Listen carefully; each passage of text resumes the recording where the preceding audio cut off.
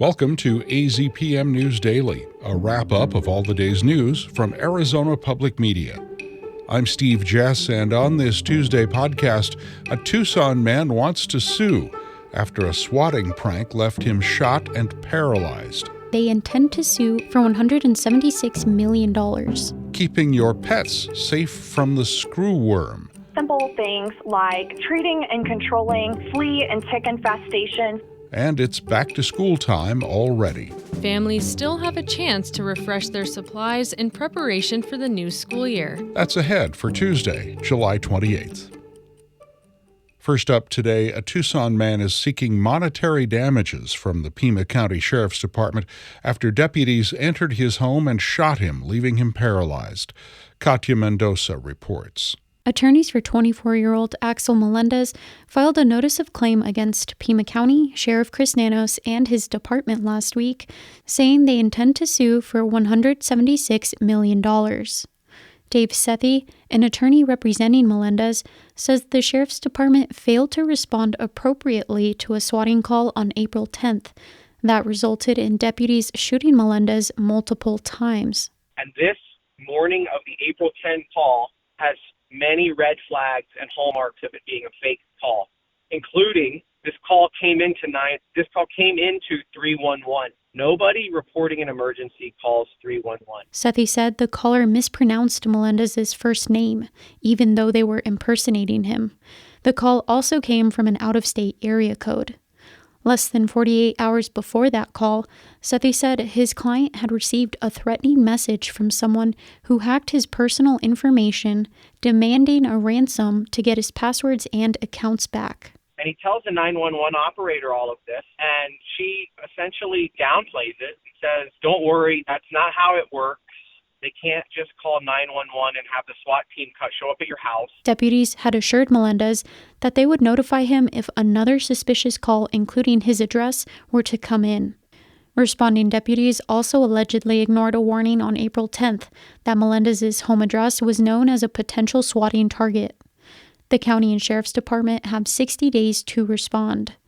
AZPM has reached out to the Pima County Sheriff's Department and has not heard back. I'm Katya Mendoza, AZPM News. Arizona's primary election saw the lowest voter turnout in 18 years at just under 27%. 4 years ago, voter turnout in the primary was at 35%. Pollster Paul Bentz says it's likely something to do with lawmakers moving up the state primary to July and the fact that the race for governor wasn't very competitive. The question is, do they show up now that the die has been cast and that they have the general election races where they're waiting to show up then, or does this just indicate that we're going to just see overall lower voter turnout in general? Bentz predicts lower turnout in November would most benefit Republicans because the hardcore MAGA base is likely to participate no matter what. U.S. officials announced they will begin reopening the border to Mexican cattle imports next month, beginning with the Douglas border crossing, after more than a year of closure due to the spread of the New World screwworm in Mexico. L.M. Boyd has more on what that means for Arizonans. New World screwworm is a parasite transmitted by flies that infest the living tissue of warm-blooded animals, including livestock, pets, and sometimes humans. Veterinarian Casey Locklear urges pet owners and farmers to remain vigilant for signs like enlarging wounds or visible larvae. Doing simple things like treating and controlling flea and tick infestations can help decrease the potential wounds that may attract New World screwworm flies to your pet. It was detected last month in Texas and southeastern New Mexico, where more than 30 cases have been reported to date, although there have not been any cases reported in Arizona. Pima County residents can pick up free sampling kits at the local extension offices. L.M. Boyd, AZPM News. Mexico says it's addressing an environmental emergency after a train derailed not far from the Arizona border. Nina Kravinsky has that story. Mexico's Environmental Protection Agency says the freight train derailed over the weekend about 15 miles south of the Naco border crossing into Arizona. The derailment caused a chemical spill of more than 15,000 gallons of sodium hydrosulfide. The chemical is used in different industrial processes, including mining. Sonora is an important mining hub in Mexico, with multiple active copper mines in the area around the derailment. Mexico says initial reports found no one was injured, but that the Environmental Protection Agency and Water Authority will continue monitoring the area to determine the impact on the environment.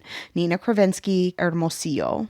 On Monday, Congresswoman Adelita Grijalva toured damage to the Nogales Wash, which runs north from Sonora and empties into the Santa Cruz River. Grijalva says the infrastructure has long caused challenges due to patchwork fixes. Santa Cruz County declared a state of emergency due to July monsoon flooding. Grijalva said complete repairs would cost $30 million, but so far Congress has only approved $10 million for it. She wants a long-term bipartisan solution, which Nogales Mayor Jorge Maldonado echoed. Water in the Nogales Wash can be contaminated with sewage and pose a public health risk. A bipartisan group of lawmakers is asking FEMA to reconsider its denial of disaster aid to Arizona. Matthew Casey has that story from Phoenix. FEMA recently denied an appeal by Arizona leaders seeking a disaster declaration from flooding last year in Mojave and Gila counties. Now, a bipartisan group of lawmakers wants the agency to reconsider. A letter to President Trump, his Homeland Security Secretary, and the head of FEMA is signed by both Arizona senators and 5 representatives. It says rain and flooding last September destroyed entire neighborhoods in 5 Arizona cities and towns, leaving residents without power or potable water. The initial damage estimate was $33 million, but investigators later found $100 million in losses. Arizona lawmakers are asking for an explanation on how decisions were made to deny disaster relief, and they want a reply by August 7th. Matthew Casey, Phoenix. Back-to-school season is underway in Pima County. School starts again in some districts next week, and health officials are reminding families to know their child's immunization history. Tony Perkins has the story. For some families, the end of summer break also means returning home from out-of-state vacations. Anissa Taylor, with the Pima County Health Department, says anyone concerned about the nationwide measles outbreak should check with Arizona Health Services regarding their child's vaccination record. That is a way to keep track of your child's history of immunizations, and you can also get boosters through Pima County Health Department clinics vaccine program. According to the Centers for Disease Control, the United States is going through an historic surge in measles cases. Only 1 case has been diagnosed in Tucson so far this summer. I'm Tony Perkins, AZPM News. As summer break comes to a close, several Tucson sites are holding back-to-school events that offer free supplies. Noor Hagigi tells us more. Most Pima County schools are welcoming students back next week if they haven't already, and families still have a chance to refresh their supplies in preparation for the new school year. Arizona Bilingual Newspaper is hosting the 15th annual Kids Expo at the Tucson Convention Center this Thursday at 4 p.m. Children aged 4 to 14 can pick up free school supplies, get health screenings, and learn about other educational resources. The city of Tucson is also offering free supplies at the Marty Birdman Center on Castro Avenue, Friday from 5:30 to 7 p.m.